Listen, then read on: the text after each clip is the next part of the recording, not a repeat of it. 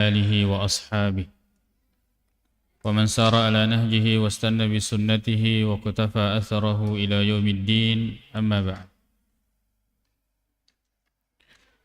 Alhamdulillah,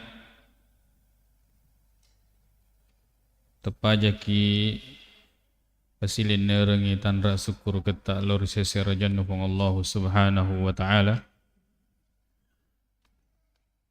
nasaba ngkata napasiruntuk fong Allah subhanahu wa ta'ala maring kalinga ritujunna aya-ayana makoto paneritu hadasana nabinna ya naritu Nabi Muhammad sallallahu alaihi wasallam. Sima tadi pakulingi makka dairo akorangin hadise yamitu omporenna agama asal lengeta. Dan semua perkataan begitu pula perbuatan mesti dipasiruntu isi bawa dan nafong Allah subhanahu wa ta'ala makoto penertu hadisana Nabi Muhammad sallallahu alaihi wasallam. Nareko si cocok diterima ida kecuiri nekia nareko si salai maka kemudian itulah fa inna aslaqal hadithi kitabullah, bahwa sesungguhnya perkataan yang paling benar adalah Al-Quran dan wa khairal hadi hadi Muhammadin sallallahu alaihi wasallam, sebaik-baik petunjuk adalah petunjuk Nabi sallallahu alaihi wasallam. Alhamdulillah, kasiki sambungnya guruta ridwai kita. Yang pertama adalah kitab Sahih Bukhari, masih pembahasan tentang kitab Al-I'tisam bil Kitabi was Sunnah, yaitu berpegang teguh terhadap Al-Quran dan As-Sunnah. Maktan di masa ritujunna akoram malabina fong Allah subhanahu wa ta'ala makoto penaritu hadisana Nabi Muhammad sallallahu alaihi wasallam.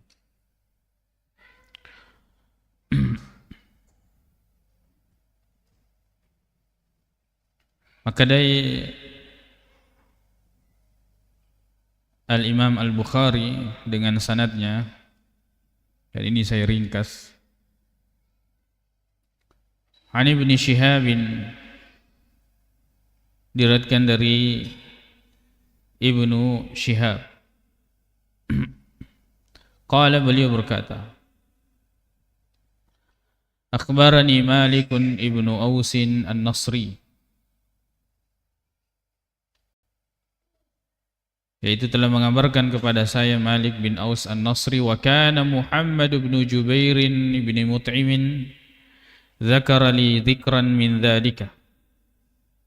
Maka dangkan nasi wawattu Jubair, Muhammad bin Jubair bin Mut'im nabi rengerangi ka sedia masalah, sedia persoalan. Fadakhaltu ala Malikin, lalu kemudian saya masuk menemui Malik, fasa'altuhu makutanaka faqala, lalu kemudian ya, ia mengatakan gangkanna hatta adkhula ala Umar, sampai kemudian saya itu bertemu dengan Umar radhiyallahu anhu, Umar bin Khattab. Jadi ini hadis ini atau riwayat ini rawi a'lanya ataukah fokus pembahasannya terhadap Umar bin Khattab radhiyallahu anhu. Atahu hajibuhu yarfa. Atahu, didatangi atau datang kepadanya, hajibuhu ay harisuhu, penjaganya. Hajib ini adalah yang menghalangi sehingga tidak terlihat. Nah, di sini hajib itu lebih pada penjaga pintu atau penjaga secara umum. Yarfa, faqala, bertanya, Nah, ini juga menunjukkan bahwa boleh dan sah-sah saja seseorang itu untuk mengambil penjaga. Ya. Faqala hal laka fi Utsman wa Abdurrahman wa Zubair wa Sa'd yasta'dhinunak. Hal laka artinya apakah engkau akan mengizinkan Utsman dan Abdurrahman, begitu pula Zubair dan Sa'ad, tatkala mereka meminta izin kepadamu wahai Umar? Qala na'am. Umar radhiyallahu anhu mengatakan iya, silahkan. Fadakhalu, lalu mereka masuk tamai pada mutamai. Fasallamu wa jalasu, mereka memberi salam dan mereka duduk.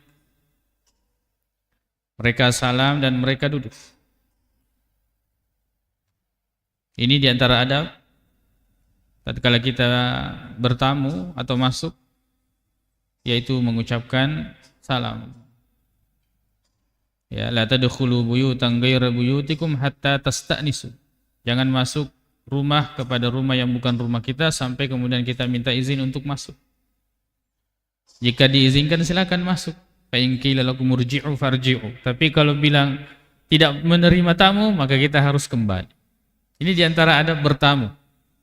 Narko makanya punna bulaya tabe ya sibuk kak kecede ujama, maka kita kembali tanpa ada perasaan dongkol atau tidak enak. Karena setiap rumah itu ada rahasianya, ada kekhususannya. Mungkin pada waktu-waktu tertentu tidak bisa kita masuk. Faqala hal laka fi Ali wa Abbasin. Kemudian tadi penjaganya itu masih mengatakan, bagaimana dengan Ali dan Abbas? Ali bin Abi Thalib dan ya Abbas bin Abdul Muttalib, paman Nabi SAW. Apakah mereka berdua bisa masuk? Fa'adzina lahuma, lalu kemudian diberikan izin, dipersilahkan untuk masuk.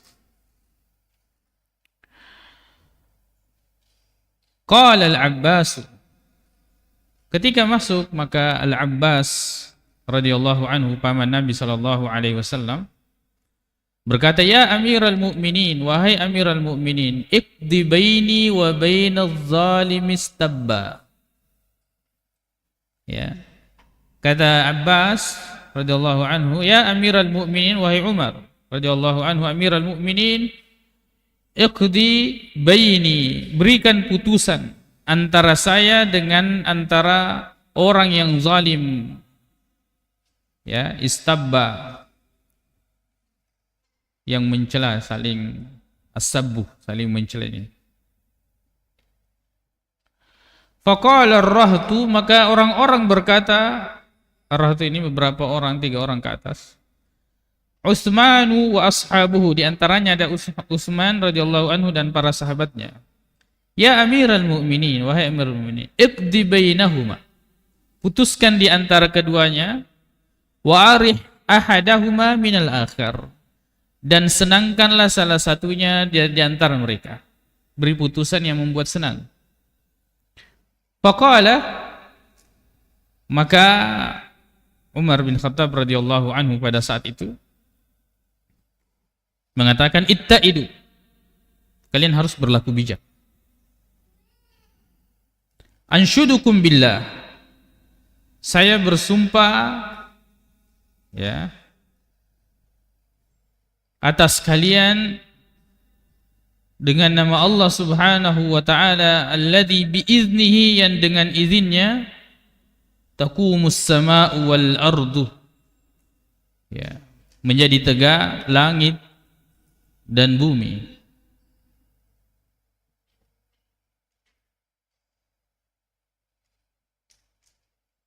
Hal ta'lamuna anna Rasulullah sallallahu alaihi wasallam, apakah kalian mengetahui bahwa sungguhnya Nabi sallallahu alaihi wasallam qala, berkata, la nurasu, kami tidak diwarisi. Yaitu Nabi di zaman beliau masih hidup, beliau bagikan, kalau ada harta rampasan perang beliau bagikan, dan kalau ada hartanya juga dia berikan kepada istrinya, bahkan nafkah setahun. Ini kebiasaan Nabi, memberikan nafkah setahun untuk istri. keluarganya. Yang tersisa itu kemudian menjadi milik Allah Subhanahu wa taala.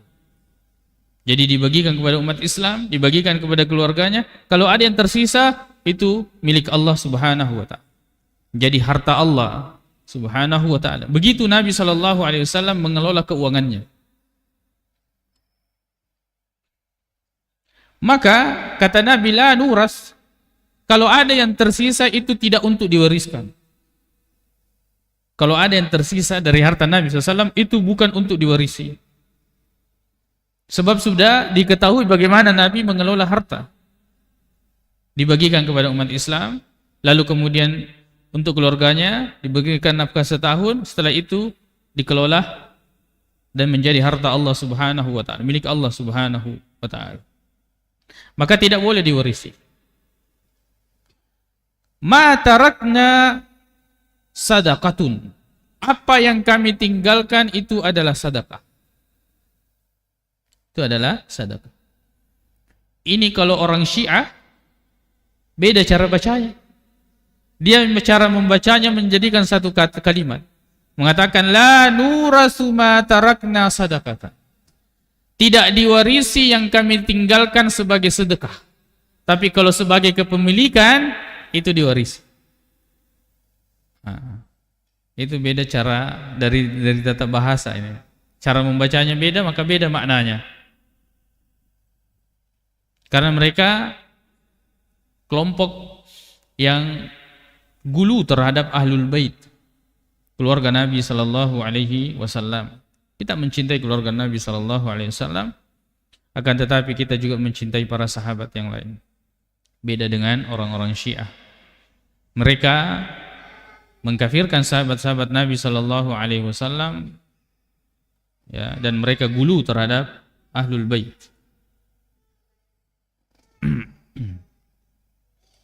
Sampai mereka, para orang-orang Syiah ini, mereka tidak akan menerima hadis kecuali dari jalur ahlul bait.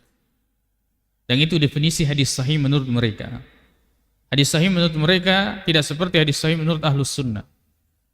Hadis sahih menurut ahlus sunnah, mattasala sanaduhu binaqlil adli dhabiti anin adli dhabiti an mislihi, ya, min awwalihi ila muntahahu min ghairi syudzurin wala illah.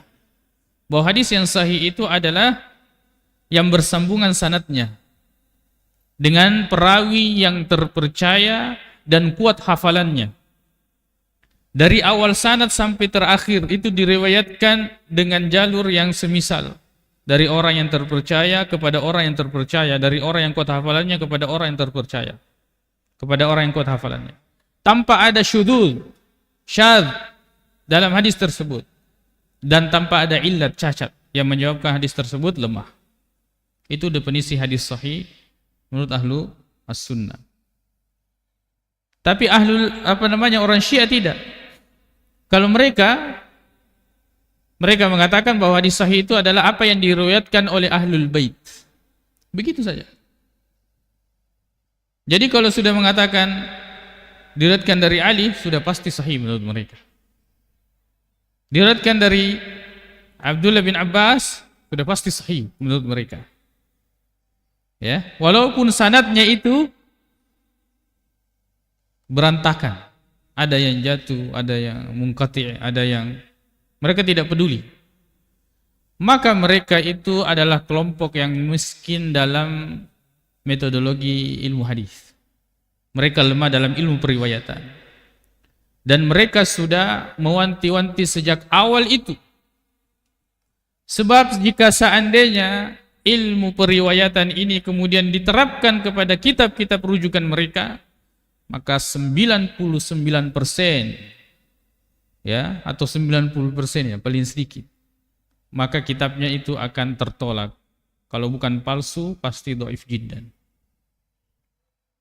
Ya, dan itu mereka mengambil metodologi atau mustalahul hadis dari ulama ahlus sunnah, lalu mereka buat sendiri, ambil yang mereka ingin ambil. Akhirnya karena tidak matang dalam ilmu mustalahul hadis, mereka buat ilmu mustalahul hadis, ilmu periwayatan ini. Dan alhasil, jika seandainya ilmu mustalah hadis yang ada pada mereka diterapkan pada kitab rujukan mereka, di antaranya kitabnya Al-Kulaini seperti Sahih Bukhari oleh Ahlus Sunnah, itu maka 80-90% itu hadisnya mereka dhaif. Maka mereka tidak akan bisa lemah dalam periwayatan. Karena lemah dalam periwayatan, Syiah itu tidak akan pernah lepas dari tasawuf dan falsafah. Mereka tidak akan lepas dari itu. Ya. Seperti itu Syiah. Semoga Allah Subhanahu wa taala menyelesaikan dan membersihkan umat Islam ini dari orang-orang Syiah. Qala la nurasu ma tarakna sadaqatun yuridu Rasulullah sallallahu alaihi wasallam nafsahu. Nabi SAW menginginkan dirinya. Qala rahtu, orang-orang berkata qad qala dzalika, betul bahwa Nabi mengucapkan itu. Ya, mengatakan iya. Purmiman pun Nabi tak. Fa aqbala Umaru ala Ali wa Abbas. Lalu kemudian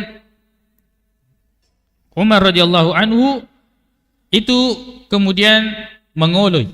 Dia setelah menyampaikan hadis itu, lalu kemudian serius berhadapan kepada Ali dan Abbas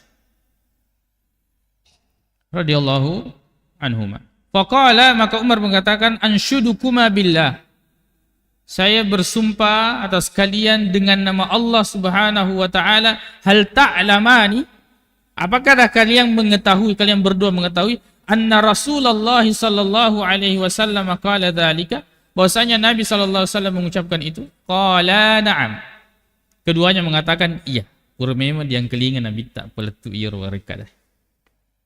Qala Umar, maka Umar radhiyallahu anhu mengatakan, fa inni muhadditsukum an hadzal amri, maka sekarang lokak panesang aku membahasakan, menyampaikan kepada kalian tentang perkara ini. Sesungguhnya innallaha, sungguhnya Allah, kana khassa rasulahu sallallahu alaihi wasallam, dalam mengkhususkan Rasulnya sallallahu alaihi wasallam, fi hadzal mali bi syai'in lam yu'tihi ahadan ghairahu, bahwa Allah mengkhususkan harta kepada nabinya yang tidak diberikan kepada orang lain selain Nabi sallallahu alaihi wasallam. Fa innallaha yaqul, sesungguhnya Allah Subhanahu wa taala berfirman, ma afa Allahu ala rasulihi minhum fama aujaftum, bahwa apa saja yang Allah Subhanahu wa taala berikan kepada rasulnya dari tawanan, ya, yang kamu dapatkan dengan tanpa susah payah mengerahkan tenaga. Surah Al-Hasyr.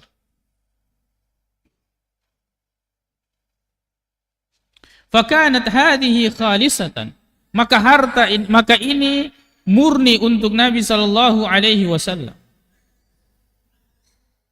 Summa wallahi, kemudian demi Allah, mahtazaha dunakum walasta'sara biha alaikum wa qad a'takumuha wa bassaha fikum. Kemudian Umar bin Khattab radhiyallahu anhu mengatakan, ya,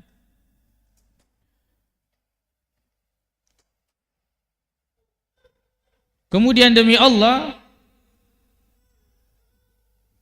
mahtazaha dunakum, Nabi tidak pernah memberi kepada kalian, walasta'sara biha alaikum, dan tidak pernah ya membagi-bagikannya, tidak pernah memberikan.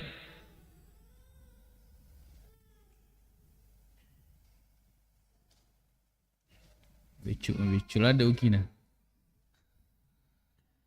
Wa qad a'takumuha,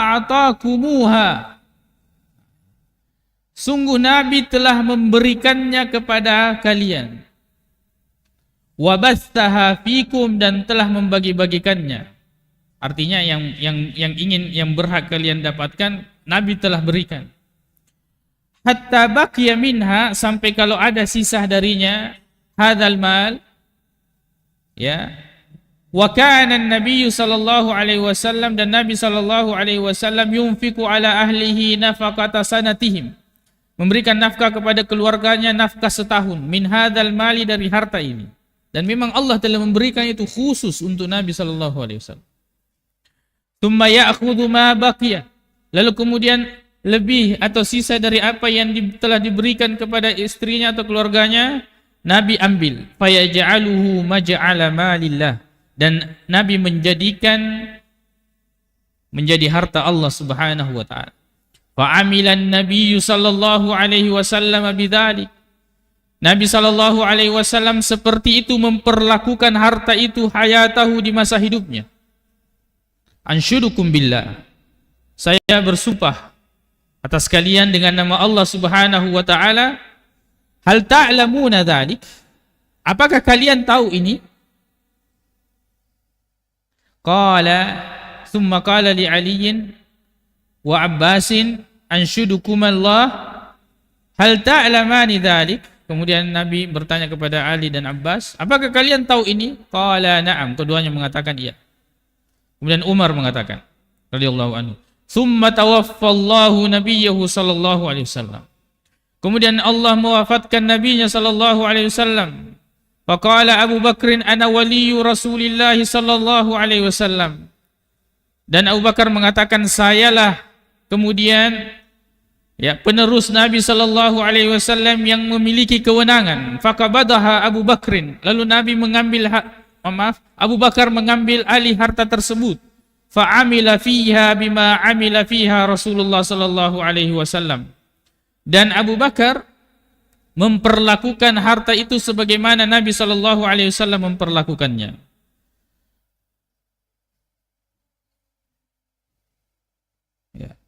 Wa antuma hina idzin wa aqbala ala Aliyin wa Abbasin, dan kemudian Umar menghadap kepada Ali dan Abbas mengatakan, taz'umani anna Abu Bakr fiha kada, apakah kalian menyangka bahwa Abu Bakar itu akan berkhianat terhadap harta tersebut?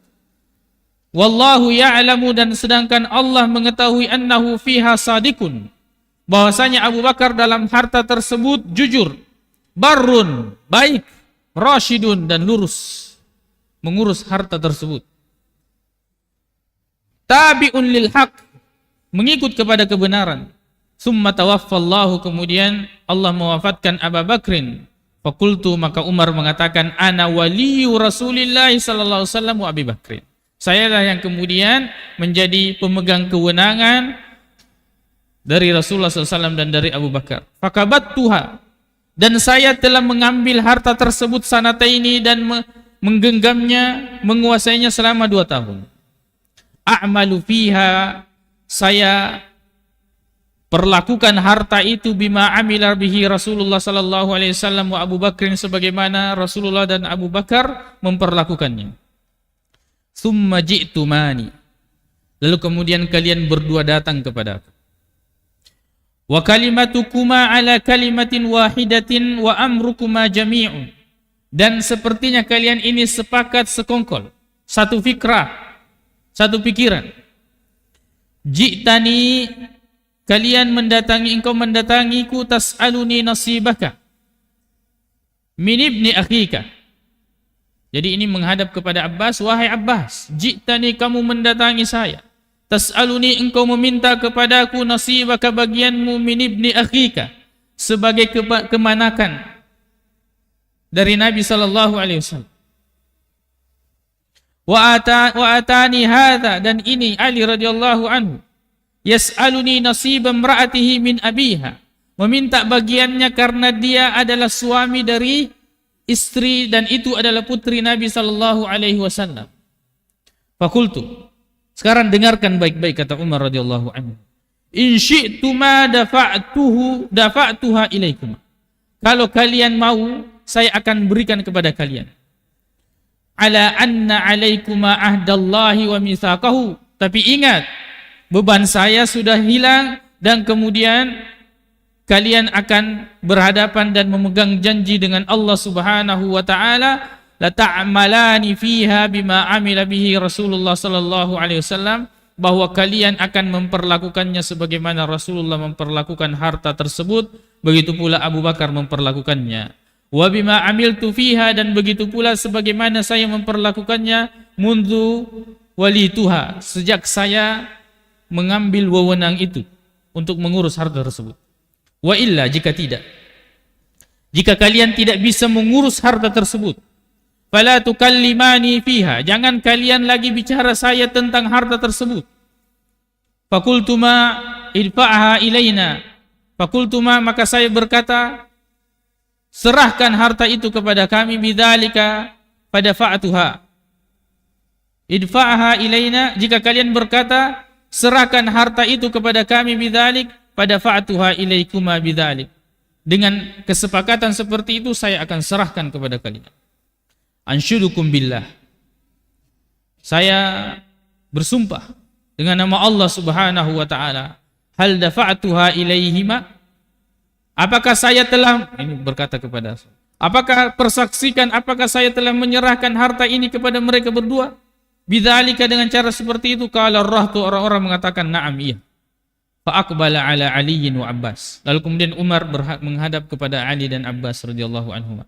Wa qala anshudukuma billah, saya bersumpah atas kalian dengan nama Allah Subhanahu wa taala, hal dafa'tuha ilaikuma bidzalik, apakah saya telah menyerahkan sekarang harta ini kepada kalian berdua dengan perjanjian bahwa kalian akan memperlakukannya sebagaimana Nabi, kemudian Abu Bakar dan saya memperlakukannya?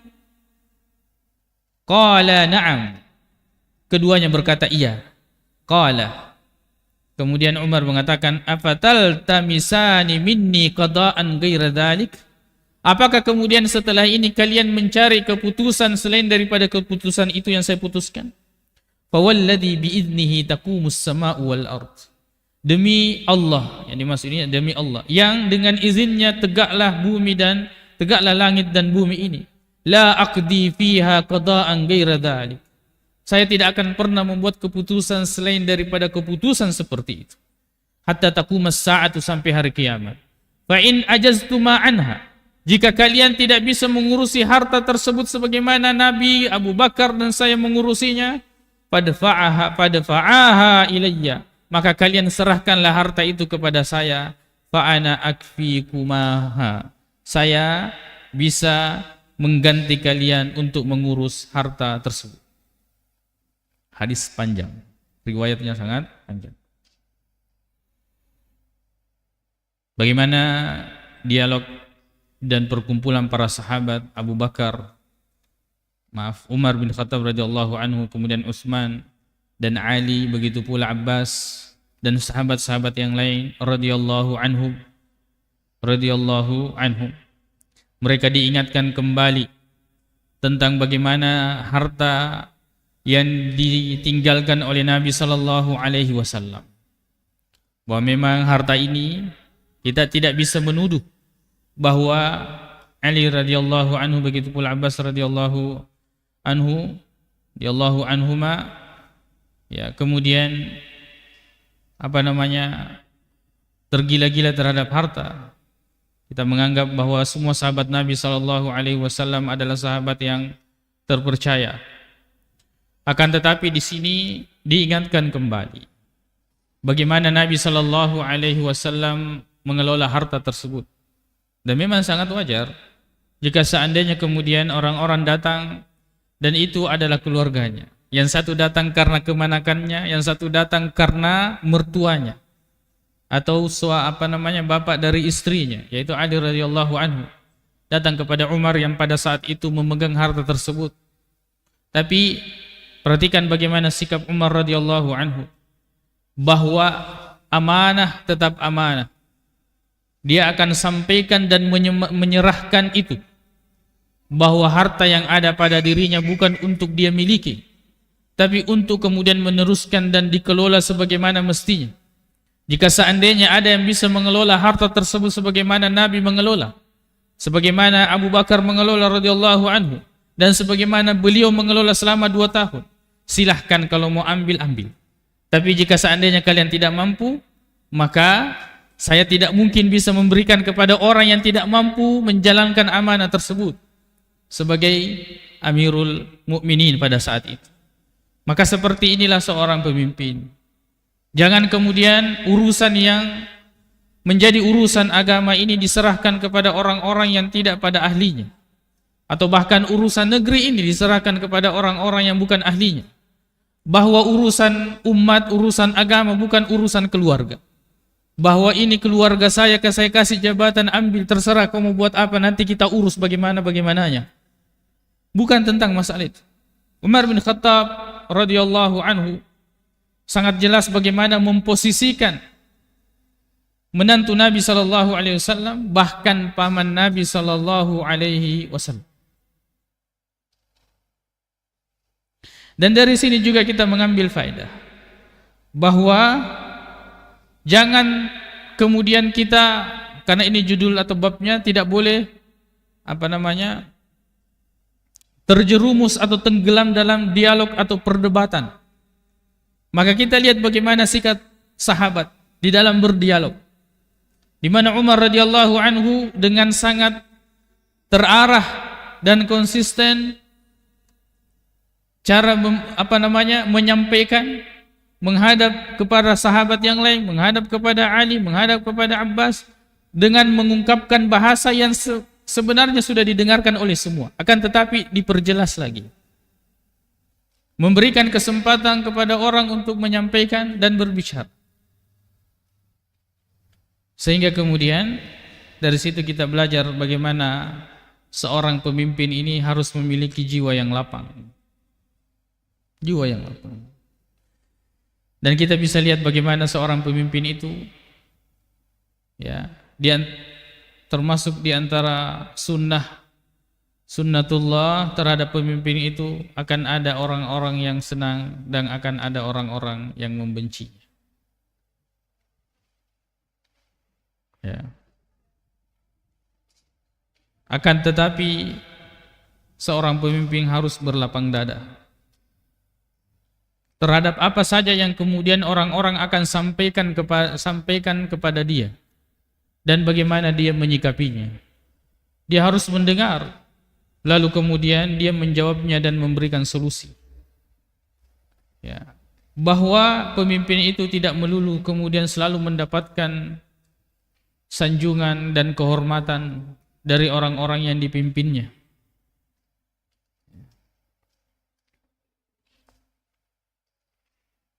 Dan dari sini kita juga mengambil faedah tatkala kita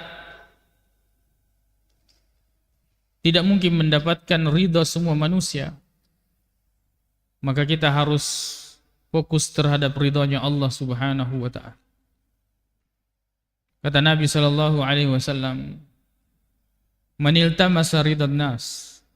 Siapa yang mencari dan menginginkan ridha manusia, bisakhatillah, dengan menukarnya padahal Allah murka, padahal Allah Subhanahu wa ta'ala murka terhadapnya, maka Allah Subhanahu wa ta'ala akan membuatnya, maka Allah sakhitallahu alaihi, maka Allah akan murka kepadanya, wa askhatan nasa alaihi, dan akan membuat orang-orang murka kepadanya. Ya.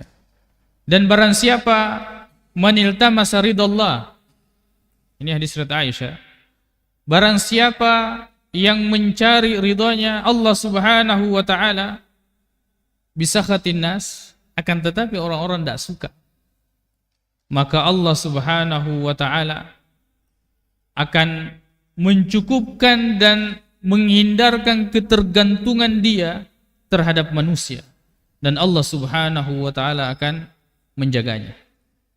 Dalam riwayat lain, barang siapa yang mencari ridha manusia dengan kemurkaan Allah, maka Allah Subhanahu wa ta'ala akan menggantungkan hidupnya kepada manusia tersebut. Jadi sebenarnya sebagai pemimpin, apa yang harus kita perbaiki? Kita perbaiki hubungan kita kepada Allah. Bahkan bukan cuma pemimpin, tapi semua manusia. Tugas kita adalah memperbaiki al-islahu bainana wa bainallah, memperbaiki diri kita dengan Allah Subhanahu wa taala, selebihnya Allah yang akan memperbaiki kita dengan manusia. Allah yang akan memperbaiki diri kita kepada manusia. Tapi jika kita memperbaiki atau mencari ridho manusia dengan murka Allah Subhanahu wa taala, maka sebaliknya Allah Subhanahu wa taala akan murka dan bahkan akan membuat benci orang-orang terhadap kita.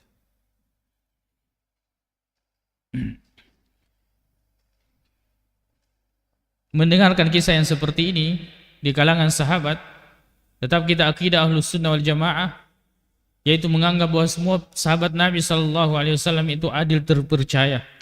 Dan ini akidah. Jangan ikut terhadap Syiah yang kemudian mencela sahabat-sahabat Nabi SAW. Dalam hal agama dan syariat, mereka adalah orang-orang yang terpercaya. Walaupun dalam ijtihad bisa benar, bisa salah. Walaupun dalam ijtihad bisa benar, bisa salah, yaitu sahabat Nabi SAW. Misalnya di antaranya Abu Hurairah radhiyallahu anhu itu memiliki fikih atau pandangan tersendiri yang tentang gurran muhajjalin, pahala yang kita sudah bahas sebelumnya ini. Bagaimana keutamaan orang yang berwudu, bahwa akan bercahaya anggota wudunya. Kemudian beliau, dan ini masuk dalam mudraj tambahan dalam hadis, beliau kemudian mengatakan man istata'a an yutila gurratahu falyaf'al. Siapa yang bisa memanjangkan gurrahnya maka dia hendak melakukannya, yaitu basuhan cucian tangan sampai ke sini ke atas, cucian kaki sampai ke betis. Dan itu menyendiri sahabat Nabi SAW Abu Hurairah dalam hal ini, bukan pendapat yang paling kuat dalam hal ini. Ya. Begitu pula sahabat-sahabat yang lain. Maka tetap pedoman kita di dalam beragama itu kembali kepada Al-Quran dan hadis-hadis Nabi SAW, dan menjadi kuat jika itu adalah disepakati dan dipahami serta diamalkan oleh para sahabat ridwanullahi alaihim. Ya. Maka apa yang disepakati oleh mereka, maka itu adalah sesuatu yang sangat kuat, apalagi menjadi satu ijma' di antara mereka.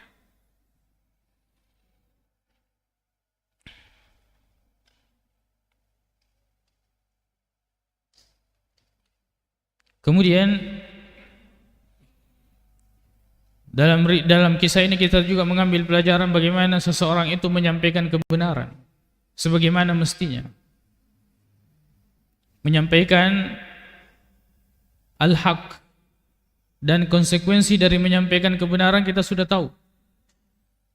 Bahkan para nabi itu dicela, ya, bahkan diancam, bahkan dibakar. Nabi Ibrahim dibakar oleh kaumnya. Nabi Musa dikejar-kejar dan ingin dibunuh oleh kaumnya, ya. Dan para nabi yang lain kita tahu dimusuhi oleh kaumnya.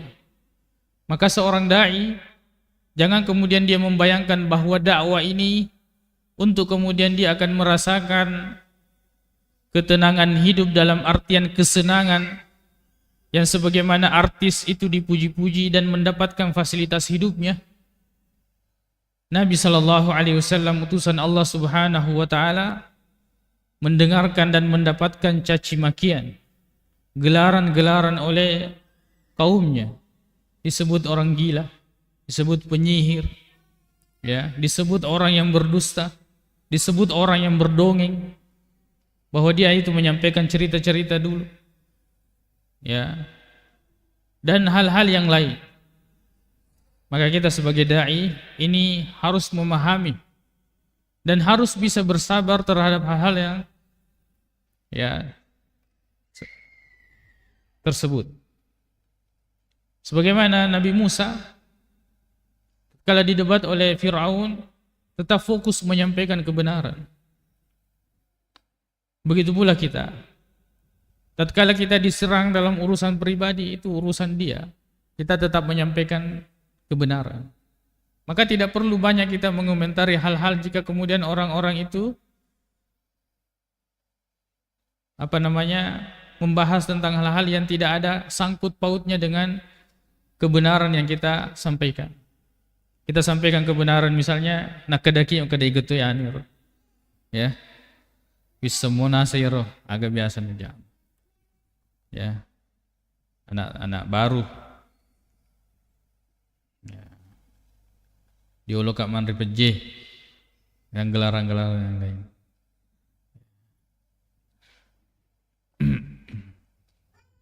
Selama itu hal-hal yang seperti itu tidak perlu membuat kita ya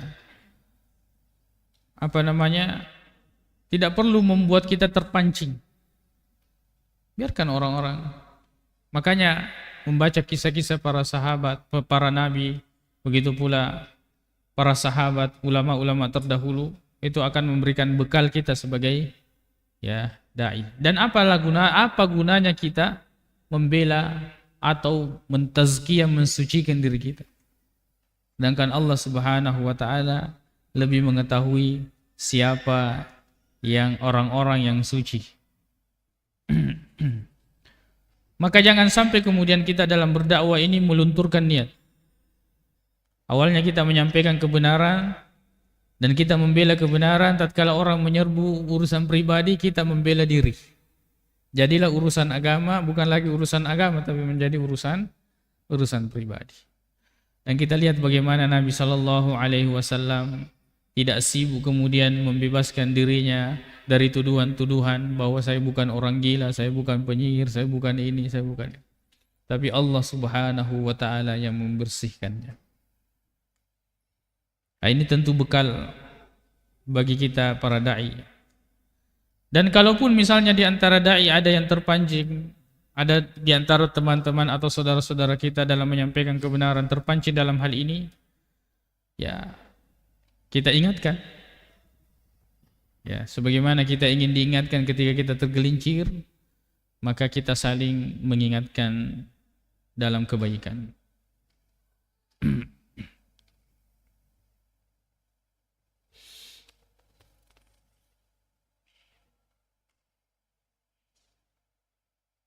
Lalu kemudian hadis ini juga memberikan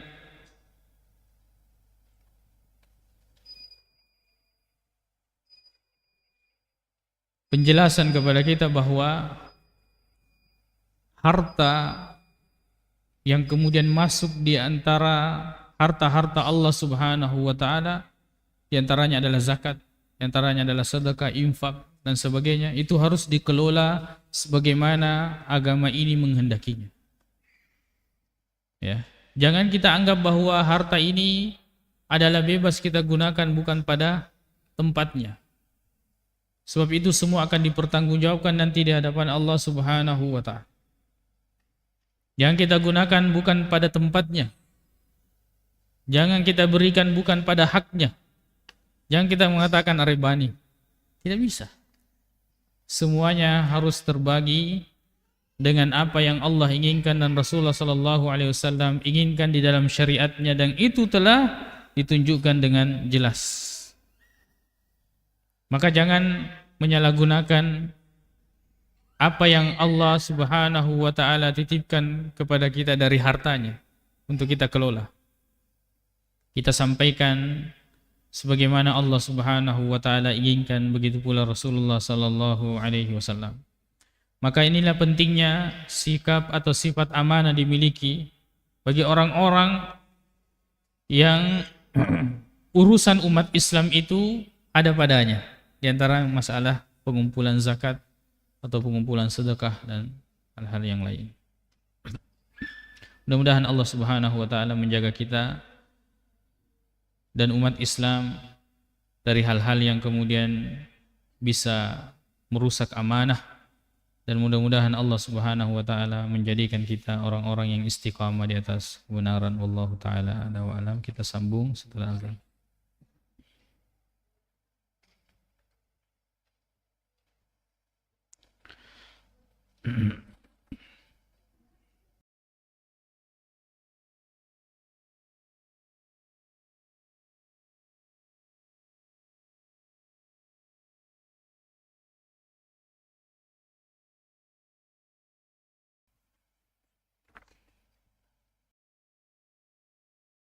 أكبر الله أكبر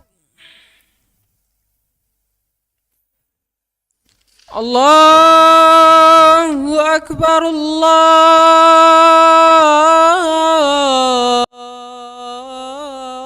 الله أكبر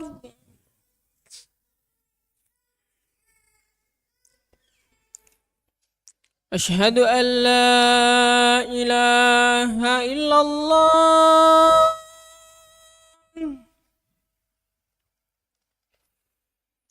أشهد أن لا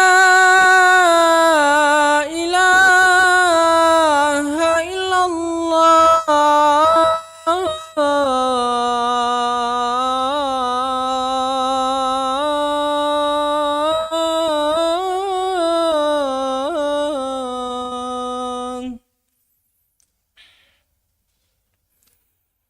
أشهد أن محمد رسول الله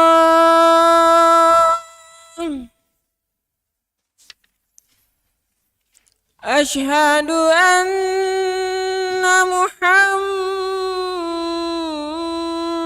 رسول الله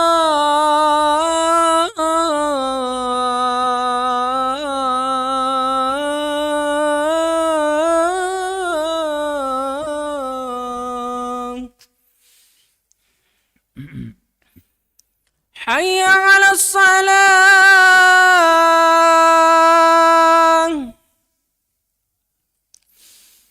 حي على الصلاة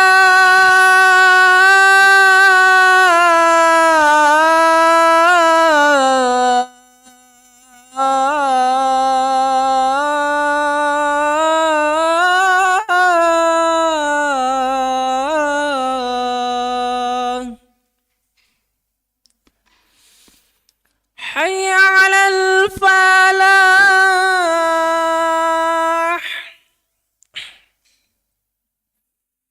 حي على الفلاح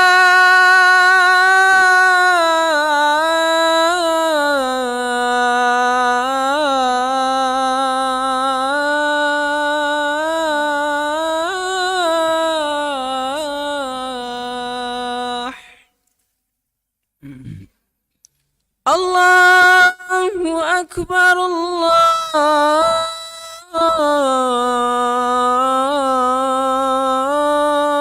أكبر لا إله إلا الله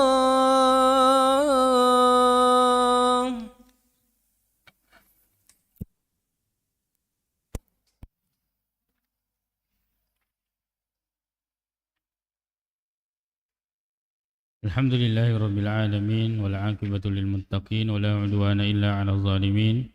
Asyhadu an la ilaha illallah wahdahu la syarika lah wa asyhadu anna Muhammadan abduhu wa rasuluh sallallahu alaihi wa ala alihi wa ashabihi ajma'in, amma ba'd. Qala al-muallif rahimahullahu ta'ala, masih tentang wudu. An Abi Hurairah radhiyallahu anhu, diriwayatkan dari Abu Hurairah radhiyallahu anhu. Qala, beliau berkata, qala Rasulullah sallallahu alaihi wasallam, bahwa Nabi sallallahu alaihi wasallam bersabda, la wudu'ah, tidak ada wudu, tidak sah wudu, liman lam yadhkur ismallahi alaihi, bagi orang yang tidak menyebut nama Allah subhanahu wa ta'ala ketika berwudu. Akhrajahu Abu Dawud, Ahmad wa Abu Dawud wa Ibnu Majah bisnadin dhaif, tapi sanadnya dhaif. Li Tirmidzi an Sa'id ibn Zaid wa Abi Sa'id nahwuhu, qala Ahmad la yasbutu fihi syai'un. Juga diriwayatkan oleh Imam At-Tirmidzi dari Sa'id ibn Zaid dan Abu Sa'id. Kemudian Ahmad berkata, Imam Ahmad mengatakan tidak ada ditetapkan suatu hukum apapun berdasarkan di situ. Maksudnya la yasbutu fihi syai'un, tidak ada yang sahih, tidak ada hadis yang sahih dalam masalah membaca bismillah sebelum wudu. Ini perkataan Imam Ahmad. Ya. Perkataan Imam Ahmad. Maksudnya menganggap bahwa kesahihan, keabsahan wudu itu digantungkan kepada basmalah atau menyebut nama Allah, itu tidak ada riwayat. Kan tetapi bolehkah kita membaca basmalah? Boleh. Ya. Keumuman dalil bahwa Nabi sallallahu alaihi wasallam mengawali dengan basmalah kebaikan-kebaikan. Ya. Tapi ketika kita memastikan bahwa tidak sah wudu, maka dalilnya dhaif. Kita katakan dalilnya dhaif. Sebagian ada yang sampai menghasankan ini dengan jalurnya, tapi pendapat yang paling kuat bahwa semua jalur itu tidak bisa menguatkan satu sama lain. Semua jalur periwayatan hadis tentang wajibnya berwudu sebelum wajibnya membaca bismillah sebelum berwudu, maka tidak ada yang sahih. Kemudian ulama menjawab, seandainya sahih, maka yang dimaksud di situ bukan seandainya hadisnya sahih, bukan yang dimaksud tidak sah wudu, tapi tidak sempurna pahala wudu. Itu seandainya sahih, Sebab perintah berwudu itu ada di dalam Al-Quran dan tidak disebutkan ya bismillah atau basmalah atau menyebut nama Allah Subhanahu wa ta'ala. Lalu kemudian hadisnya Talha bin Musarrif an abihi an jaddihi, dari bapaknya dari kakeknya. Ya. Subhanallah, ya. Ini kakek, bapak, kemudian cucu itu meriwayatkan hadis Nabi SAW. Qala ra'aitu Rasulullah. Saya pernah melihat Rasulullah sallallahu alaihi wasallam yafsilu bainal madbadbati wal istinshaq. Memisahkan antara kumur-kumur dan istinsyak, masukkan air ke hidung. Jadi maksudnya, saya pernah melihat Nabi itu kumur-kumur dulu, ya, baru kemudian masukkan air ke hidung secara terpisah. Akhrajahu Abu Dawud, dikeluarkan oleh Imam Abu Dawud dengan sanad yang dhaif. Sanadnya dhaif. Jadi memisahkan, pendapat yang paling kuat dalam masalah ini yaitu hadis yang selanjutnya, hadis ke-49, ya. Dari Ali bin Abi Thalib radhiyallahu anhu fi sifatil wudu, tentang sifat wudu Nabi sallallahu alaihi wasallam. Tsumma tamadmada, kemudian Nabi sallallahu alaihi wasallam berkumur-kumur, wastansara, dan istinsar, mengeluarkan air ke hidung, salasan, 3 kali. Yumadmidu wa yansiru minal kaffi alladhi ya'khudhu minhul ma. Jadi Nabi kumur-kumur dan memasukkan air ke hidung itu dengan satu kaf. Ambil satu cidukan air, yang mataronata limomo sebagian, kemudian sebagiannya dihirup ke hidung. Ya. Begitu. Ya. Ternyata telimomo di pasu teh manapun di patama sih ternyata. Bukan itu maksudnya. Jadi ini dibagi 2. Kira-kira seperti itu. Dimasukkan sebagian. Ini memang kalau awal-awal tidak terbiasa agak rumit. Ya. Sementara mulut ini penuh, lalu kemudian kondisi kita juga ingin mengisap. Tapi kalau terbiasa, itu mudah. Baru dikeluarkan pakai tangan kiri. Nah, ini riwayat yang paling sahih tentang cara berkumur-kumur dan memasukkan air ke hidung. Dengan satu kaf atau satu gurfa. Akhrajahu Abu Dawud wan Nasa'i. Dan ini hukumnya sunnah. Hukumnya sunnah. Sebagian ulama memandang itu wajib sebab menganggap bahwa hidung dan mulut ini adalah bagian dari wajah. Ya. Diriwayatkan dari Abdullah bin Zaid radhiyallahu anhu fi sifatil wudu. Tsumma adkhala sallallahu alaihi wasallam yadahu. Kemudian Nabi sallallahu alaihi wasallam memasukkan tangannya. Famadmada wastanshaq. Artinya mengambil air. Lalu kemudian berkumur-kumur dan istinsyak min kaffin wahidatin, dengan satu cidukan air, yaf'alu dzalika salasan, 3 kali. Jadi 3 kali. Digabung. Bukan 3 kali ke mulut, baru 3 kali ke hidung, bukan. Tapi digabung. Semuanya hanya 3. 1, 2, 3.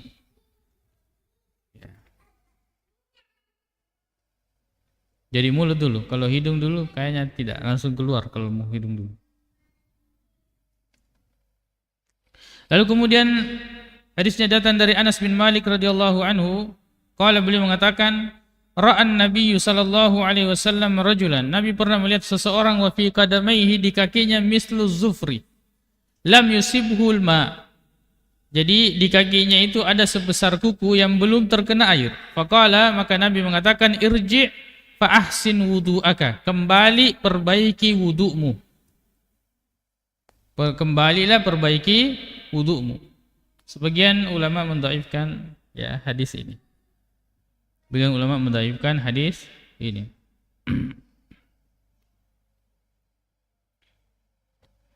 Tapi maknanya sahih dan diriwayatkan dalam hadis-hadis yang lain bahwa isti'ab artinya mencakupi semua air kepada semua anggota wudu itu hukumnya wajib. Ya. Termasuk kaki.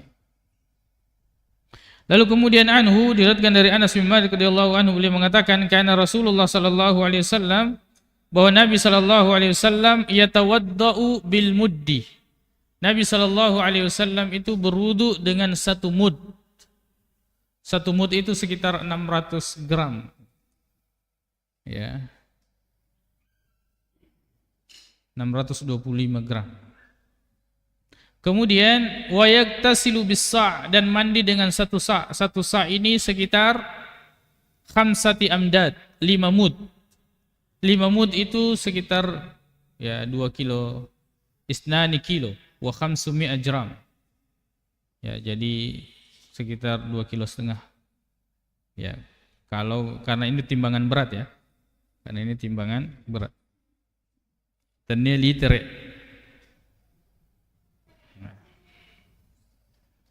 Jadi hadis ini muttafaqun alaih, surat Bukhari Muslim. Hadis ini memberikan pelajaran kepada kita bahwa untuk berhemat di dalam menggunakan air. Hemat dalam menggunakan air ketika ya berwudu, begitu pula ketika mandi. Maka ketika kita berwudu jangan putar full kerangnya, ya. Kira-kira kita kemudian sudah bisa berwudu ya seperti itu. Tapi jangan juga putar, ya. Kadang kita kalau berwudu karena mau hemat, akhirnya berwudu putar kerang, putar lagi, ya. Di tangan putar, baru putar lagi, cuci mulut, putar lagi, cuci wajah, putar lagi, 3 kali cuci wajah, 3 kali putar. Yang rusak nanti kerang. Jadi kira-kira tidak termasuk mubazir juga, ya. Jadi pelan-pelan. Nanti tidak mubazir air tapi mubazir kerang, ya. Bayangkan kalau semua orang berwudu seperti itu. Ya, satu orang ini, kalau 10 orang berwudu malengoy. Ya. Tapi bagusnya itu yang kerangnya apa namanya? Kalau dikasih begini baru keluar airnya, itu bagus. Seperti di bandara. Wallahu ta'ala a'la wa a'lam. Jadi ajen nekenge itu sangat mudah sebenarnya konsepnya. Kata Utsman bin Affan radhiyallahu anhu, tawadda'tu nahwa wudu'i Nabi sallallahu alaihi wasallam. Saya berwudu seperti wudunya Nabi sallallahu alaihi wasallam sebagaimana saya melihatnya. Maka membaca riwayat-riwayat seperti ini akan menghadirkan bagaimana Nabi itu berwudu. Ya, bagaimana Nabi sallallahu alaihi wasallam berwudu. Baik, insyaallah mudah-mudahan Allah memberikan kita umur yang panjang, berkah, kemudian kesehatan serta kesempatan bertemu lagi dalam majelis seperti ini. Subhanakallahumma wa bihamdik, asyhadu an la ilaha illa anta, astaghfiruka wa atubu ilaik. Assalamualaikum warahmatullahi wabarakatuh.